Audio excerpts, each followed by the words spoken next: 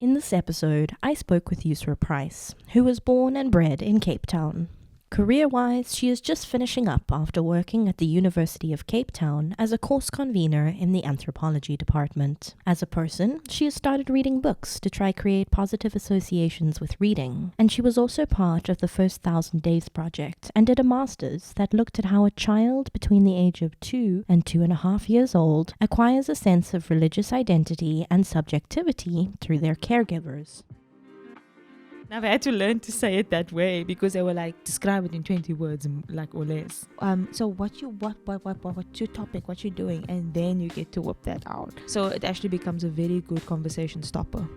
That's Yusra speaking, and her and I are sitting downstairs at a table in my parents' home, having just come back from a walk in the forest. Getting ready to chat, I went in with a pretty broad question, not quite knowing what direction it would take and not having briefed Yusra beforehand, and I asked, what does it mean to you if I say education shapes the society that we live in? To say that it shapes society, there's some type of direct link being implied between the outcomes and the current workings of society and how education facilitates that. I mean, if you think of the context of South Africa, for example, the way education was used against people, like the Bantu Education Act, but then you look at fees must fall and roads must fall, and you can draw a hard line between those two things, because on the one hand, you exclude people in a time where exclusion is at the center of how you create that racist society.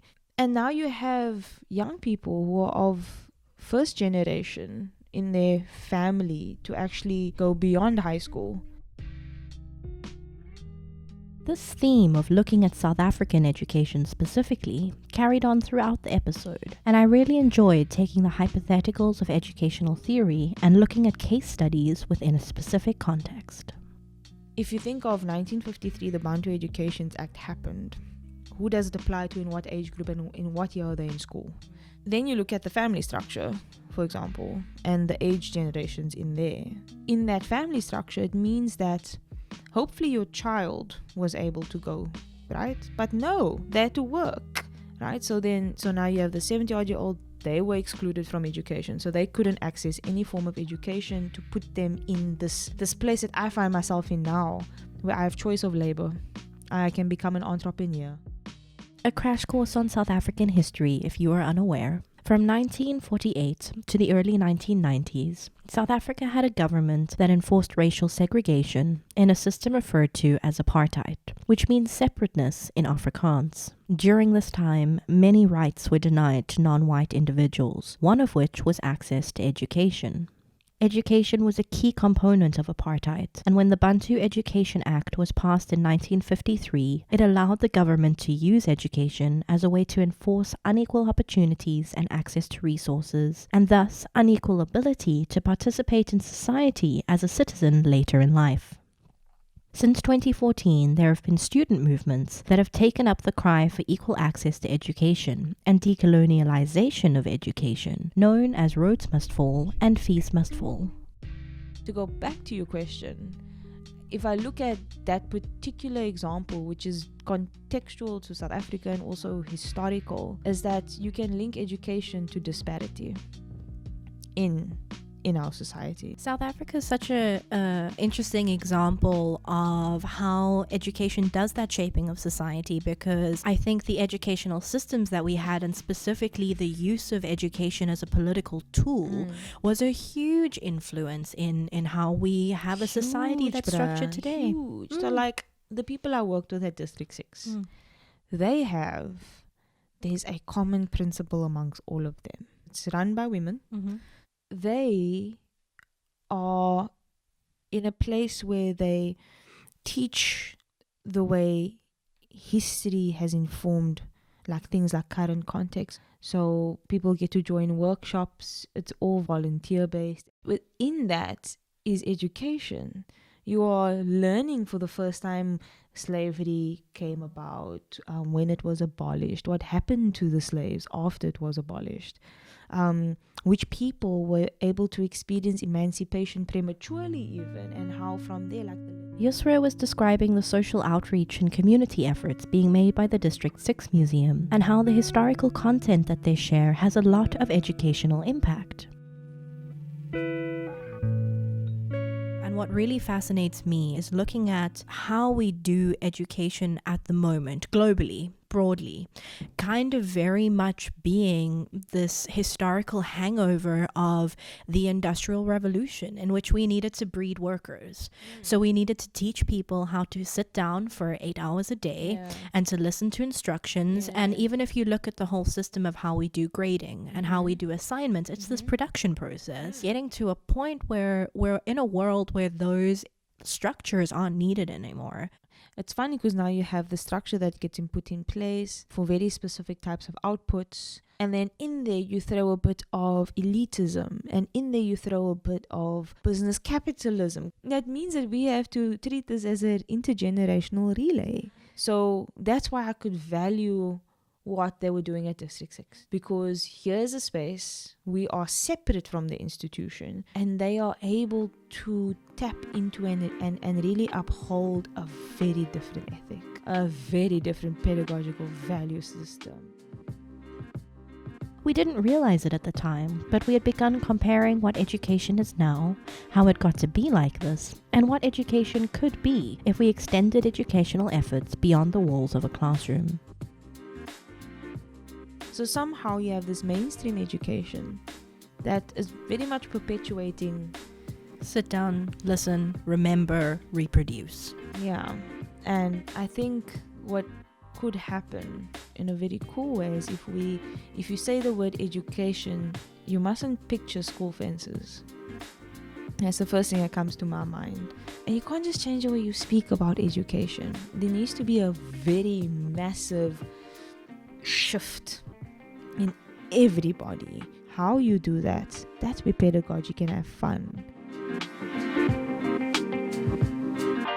Have you ever heard of the theorist or the educator Maria Montessori before? I know the schools and I know a little bit about the model. She was like, education has the ability to shift how individuals can function, and thus how society functions as a result. And essentially with this paradigm, she discussed and motivated for education as something that should prepare a person for all aspects of life, not just knowledge, not just knowledge memorization and reproduction, but as something that makes you part of society. It's a very attractive idea. It also makes a lot of sense. It's idealistic, but beautifully so. But even if we were to create an education system like that, we'd be creating more disconnect, because it really depends on so many other things that sit independently of the classroom. The challenges, they vary. When I think of Montessori, not everyone would have access to that. So in that sense, education needs to become something that is, I can respect the pedagogy, and it's something that I would love for every child. But then I can't help but think of the life of the child outside school. How can I say? I feel like it would cut them off. So it would be like it's. Correct me if I'm wrong, but what I'm hearing here is this very interesting notion that all education is possibly falling short because it separates a child from its ecology. Children live in these worlds much outside and beyond of what school is, and schooling takes up a very huge amount of time of our lives. But at the same time, it's got this, like, at school you're expected to be a student and nothing more. And perhaps that's one of the biggest problems, is that we do this whole thing where we expect to look at school as something that shapes humans that then become part of a functioning society, but we forget the fact that they are already part of a functioning society when they go to school.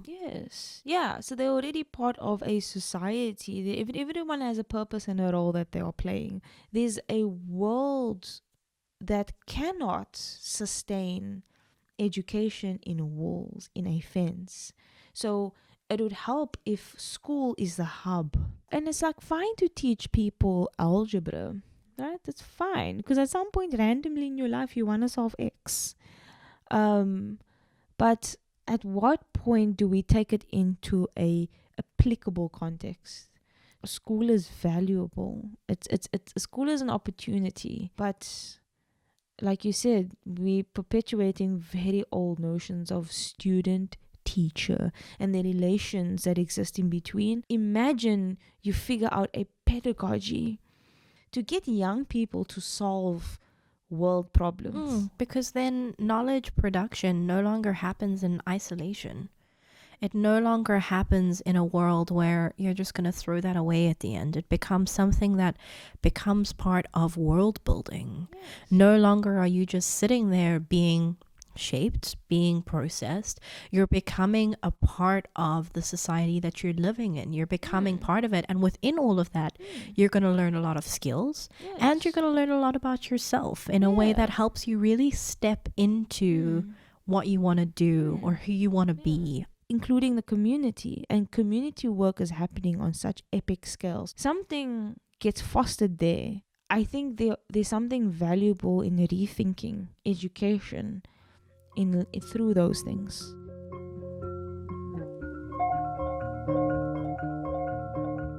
This new understanding of education was something we explored for a while longer, discussing what it would mean and look like if we developed a notion in which schools act as hubs for the community, and the logistics of how to create such a change.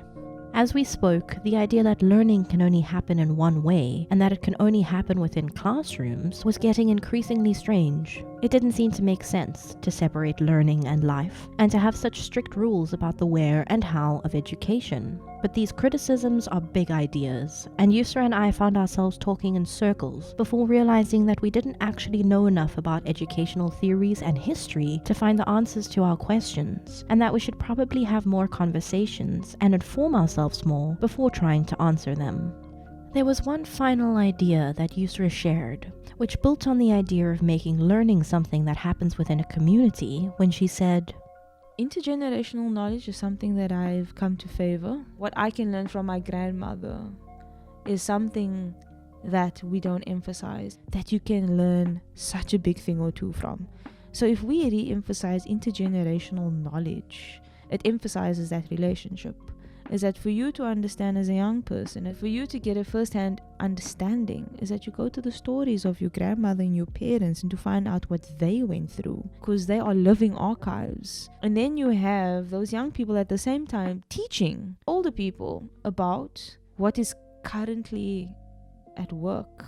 You know, the things that are happening in the so-called contemporary, because their current experiences. I mean, we're asking questions around society, and we're placing education in that. And in doing so, we are placing education alongside hospital, politics, law, education. Education becomes a pillar of society. Very much so. That's the problem, is that it's a pillar of society. It's not something that just moves and sways with different things. We are solidifying. It's codified, it's rigid, it's been placed. It has a placement. We have multiple resources at our disposal to make education different and free. I never ended up asking her what she meant by free, but I find myself drawn to it no matter what definition of the word you would like to use. Thinking back to this conversation now, I think I've realized that somewhere along the line of our human history, we decided that learning was something that could only happen inside a classroom. Since then, we have thought of education as something that exists only within the confines of formal teaching locations. But I wonder what would happen if we remembered that learning is something that happens everywhere, all the time. In our interactions with the world and with other people, we take away new experiences and new knowledge. And I think it could be very interesting if we started to think of those things as education as well. I'm your host, Jamie Ashton. This is Notions, and until the next one.